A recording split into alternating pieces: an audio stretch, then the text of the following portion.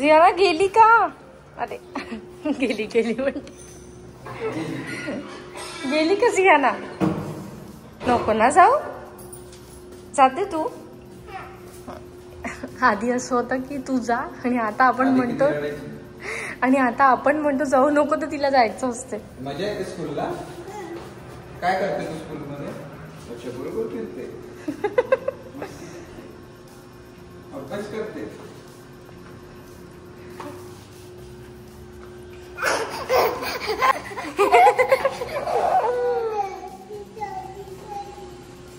चलो bye bye.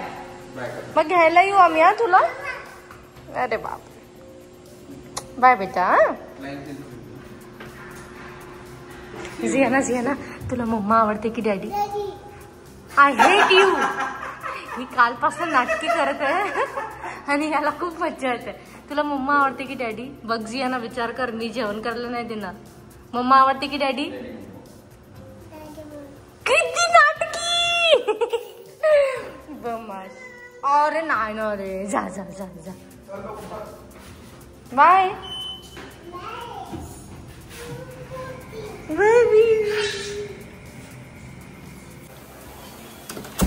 Ziana गेली स्कूलमध्ये आणि प्रणव गेला तिला ड्रॉप करायला. So everyone, welcome back to our channel world for फॅमिलीमध्ये तुमचं स्वागत आहे. तर तुम्हाला आवाज येत असेल, मावशी आले आहेत घरी आणि माझा स्वयंपाक पण सुरू आहे.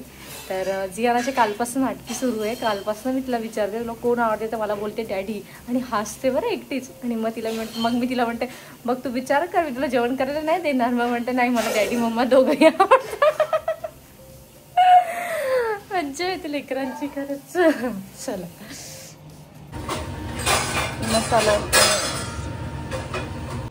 चला माझं झालंय सगळं आवरून, घरचे सगळे कामं झाले आज. आणि प्रणवचं लॅपटॉप घेऊन आम्ही जातोय जियानाला घ्यायला. त्याच्या आधी आम्हाला एक काम आहे ते करू आणि मग जियानाला घ्यायला जाऊ, बिकॉज जियानाला अजून अर्धा तास आहे स्कूलमध्ये. तर चला. आणि नागपूरचं वेदर असं झालंय की कधी पाऊस तर कधी ऊन. आज इतकी ऊन आहे की हो ना, तेच तर. आणि कालपर्यंत इतका पाऊस होता की कुठेच नवरात्र म्हणजे ते जे दांडिया होतात ना संध्याकाळचे, ते सुद्धा झाले नाही. गरबा. येस, दांडिया, गरबा, टिपऱ्या. तुम्ही टिपऱ्या म्हणायचे का? टिपऱ्या खेळायला चालू. अच्छा, मराठी शब्द मला वाटते टिपऱ्याच आहे ना. टिपऱ्याच. आता थोडस कसं आम्हाला मम्मीचा टच आहे ना, हिंदी छान मराठी बोलून घेते आणि मराठी ब्लॉगर बनले तू बघा. अरे तर पण तिकडे मम्मी म्हणजे आजोबाकडे तर मराठीच बोलायचे ना, मम्मी पप्पा आताही हिंदीत बोलतात. पण बरेचसे शब्द आम्ही जरा मम्मीचे घेतलेले आहेत. पण आता तुझ्यासोबत लग्न झाल्यानंतर पासून ते आपण इव्हन जेव्हा बोलणं स्टार्ट केलं होतं तेव्हा आपण मराठीच बोलायचे. मराठीच बोलतो असं नाही आहे की आमच्याकडे मराठीच बोलतात. हिंदी फ्रेंड्स होते ना. हा, सगळे फ्रेंड्स होते. मराठी छान बोलायची.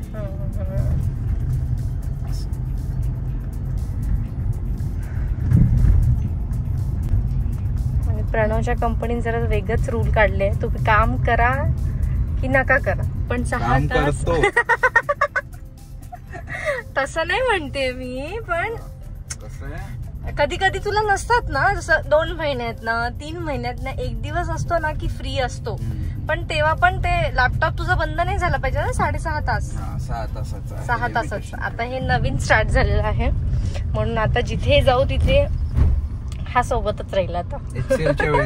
हो बापरे, तेव्हा जास्त 9 आवर्स होते. 8.5 हा, आणि तेव्हा मी सतत असाच लॅपटॉप घेऊन बसायची प्रणवचा.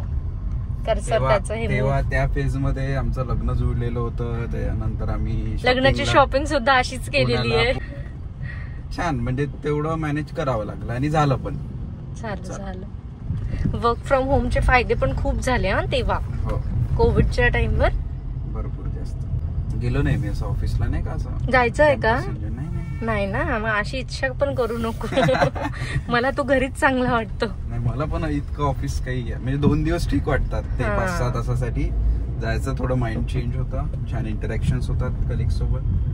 And then back to home with my lovely family. पण क्लाउड्स बघ किती छान एकदम भारी वाटत आहे. आता वेदर जो असतो ना नागपूरचा तो आता आहे नवरात्रीपासून किंवा आता जो विंटर लागेल आता पुढे ऑक्टोबर मध्ये दुपारून होतं गरम म्हणजे असंच राहील आणि संध्याकाळी पूर्ण चिल. काल किती सुंदर थंडी हवा होती रात्री. तर असं वेदर राहील आता आणि त्याच्यामुळे थ्रोट इन्फेक्शन ह्या गोष्टी जरा जास्त प्रमाणात. पण नागपूरची म्हणजे अशी की एक्स्ट्रीम गरम होतं आणि एक्स्ट्रीम थंडी पडते. बाकी सेंटर आहे तर गरमच व्हायला पाहिजे, थंड एवढं नाही व्हायला पाहिजे ना. पण थंड पण एवढं होतं डिसेंबर महिन्यात की एकदम टेम्परेचर खूप जास्त एक्स्ट्रीम डाऊन होतं. आता बघा ऊन गेली आणि आता असं वाटत आहे की पाऊस येईल आणि येईल पण दुपारपर्यंत येईलच पाऊस. बघा दीपाली पण आमच्या सोबत राहून वेदर फोरकास्ट करायला लागली. पाऊस येईल कुठनं येईल कारण आम्ही सगळे वेदरच फोरकास्ट करत राहतो आभाळ बघून. आणि मी काल हेअर वॉश केलंय. वाटत आहे का माझं हेअर वॉश झालंय असं वाटतं. मी आता धुतलेत, केस ओले आहेत खरंच. पण मला आता कळतं बिकॉज जेव्हा मी लहान होती तेव्हा माझ्या मम्मीला मी नेहमी म्हणायचे की का ग तुझे केस असे नेहमी का वाटतात की तू धुतलेच नाही. आता मला कळतं त्याचं महत्व की एक्झॅक्टली ते का होतात तसे.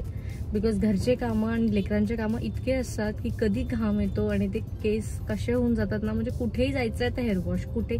आता तर इतकं होतंय की एक दिवसाआड माझा हेअर वॉश होतोय. भरपूर असं चेंजेस येतात पण चांगलंही वाटतं ते. मुलांचं चांगलं आहे घ्या डोक्यावर पाणी. कधी कधी मला असं वाटतं ना की केसच कापून द्यावं माहितीये. हो खरंच. एवढे शॉर्ट जसे माझ्या आत्यांचे आहेत ना तसे शॉर्ट एकदम म्हणजे टेन्शनच नाही काहीच. पण मी जियानाचे तेवढंच ठेवणार आहे. मी जियानाचे केस नाही वाढवणार आहे. जेव्हा ती मोठी होईल आणि तिला समजेल तेव्हा म्हणजे 9-10th पासून वगैरे आम्ही बघू तिचे केस वाढवायला. त्याच्या आधी तर मला वाढवायचे हा ऍक्च्युली वेळ जातो. माझा पण जाईल आणि तिचाही जाईल. चंपी करा मग ते वॉश करा आणि वेगवेगळं आणि मग स्कूल मध्ये वगैरे गेल्यावर ना ते आणखी मग ते वेगळ्याच लेवलवर जातं सगळ्या गोष्टी. मेडिमिक्स लावा सगळं आणि ते सगळं मला नको.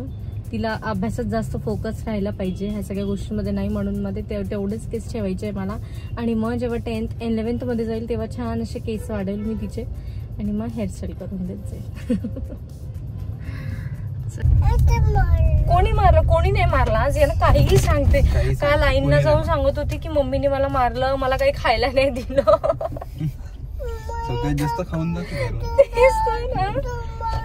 ते तुला मच्छर चावलेला आहे कळलं का. हा मग तुला कोणी मारलं नाही. मॅडम घाबरून जातात. हो ती मॅडम एवढी घाबरलेली होती. मला म्हणते मॅम उसके हात को पता नहीं क्या है.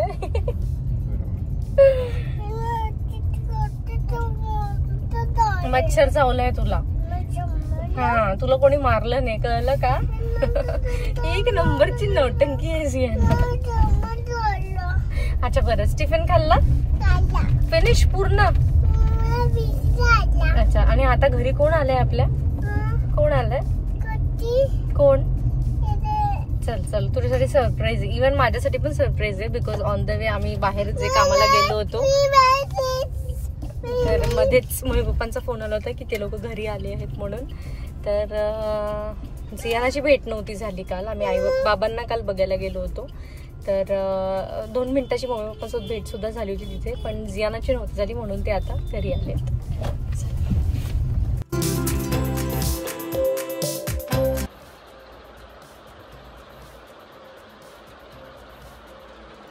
चला प्रणव आणि जियाना दोघे जण झोपलेत आणि प्रणवचे 6 तास मी ऑलरेडी कंप्लीट करून दिले.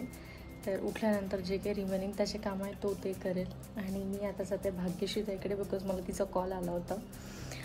तिच्याकडे चिवडा बनवत आहे. तर भरपूर दिवसापासून मला ते जाणून घ्यायचं होतं की एक्झॅक्टली चिवडा कसं बनवतात म्हणून मग आता तिच्याकडे चालली. ती बनवत आहे तर तेवढंच वेळात मी पण रेसिपी शूट करून घेईल जेणेकरून नेक्स्ट टाईम मला जेव्हा बनवायची वेळ येईल तेव्हा ते माझ्यासाठी सोपं जाईल.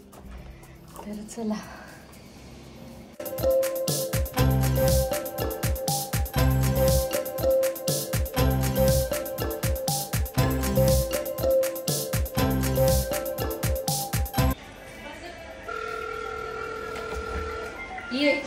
आता हात थांबवलाच होता मी कारण मेन मसाला. तू असं का बरं बसला.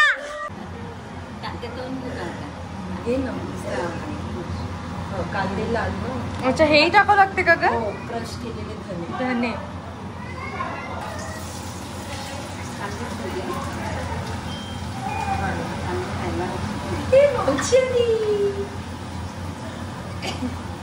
घे म्हणतो ग मला. जियाना दीदी कुठे गेली आहे? झोपली आहे दीदी. झोपली. हो.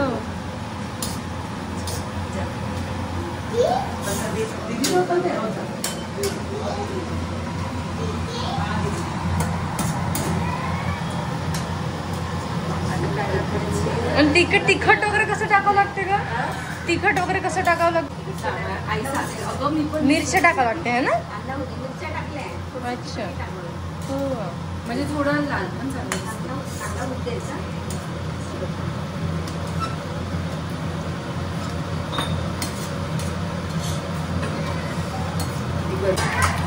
याच्यात काय काय टाकलं ग?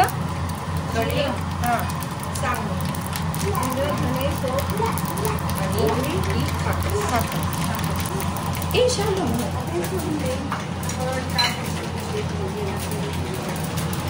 आणि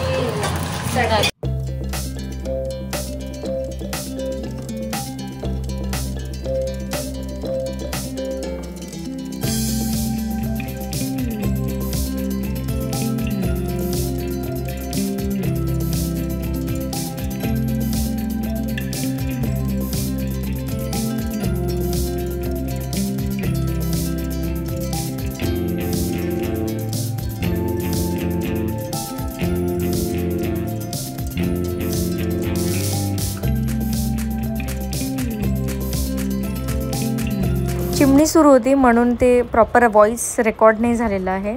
थोड्याच दिवसात मी सुद्धा ह्याच रेसिपीने ह्याच पद्धतीने चिवडा बनवणार आहे. तेव्हा मी कम्प्लीट डिटेलमध्ये सगळी रेसिपी शेअर करेल. तर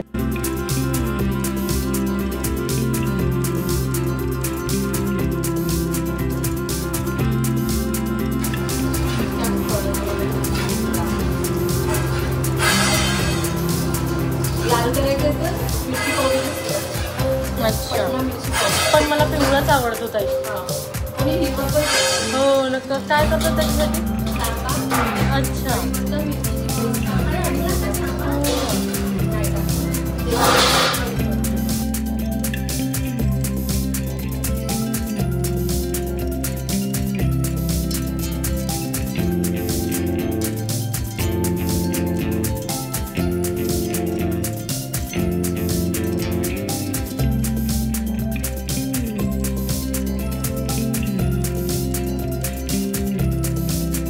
काय हे बघ काय बिग डॅडीने काय आणलं. बघ बघ तुझ्यासाठी गिफ्ट आणलं बिग डॅडीने. हो. मला व्हिडिओ कॉल करते मम्मा ये ना है ना ग. गंडू काय ड्रेस मम्माचा. बघ तुला बिग डॅडीने काय आणलं. उघड आहे. हे बघ ना तुला ड्रेस आणला. शालोमची डॅडी आहेत ना. हा बघा कसं ओपन केलं. हा कसं कळलं तिला. बस बस हेच. हा ड्रेस आहे तुझ्यासाठी.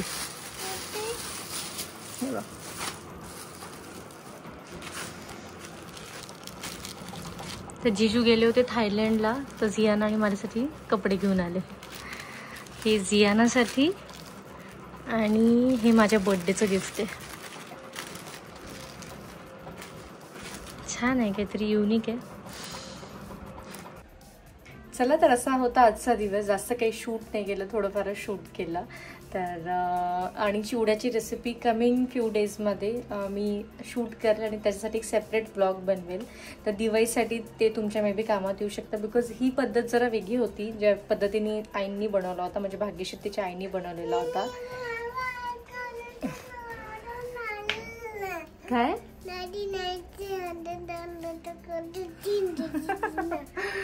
मी बोलू आता. ठीक आहे चला मग. आणि खूप छान असे गिफ्ट सुद्धा आणले, तर कमिंग डेजमध्ये ते मी घालेलच, तर मी तुम्हाला तेव्हा दाखवेल. आता ते जमलं नाही बिकॉज मी वेअर केलं होतं, पण शूट करायला प्रणव होतं. प्रणवच्या ऑफिसची कामं सुरू आहेत आणि जियानाचा ड्रेस सुद्धा जियाना आता फ्यू डेजमध्ये घालेलाच, बिकॉज इथनं आता सगळे इव्हेंट्स लाईन्ड अप आहे. ऑक्टोबर मंथ म्हटलं की हो हो. चला भेटूया नेक्स्ट व्लॉग मध्ये. तोपर्यंत हसत राहा, मजेत राहा आणि आनंदी राहा. Bye bye. अरे बापरे.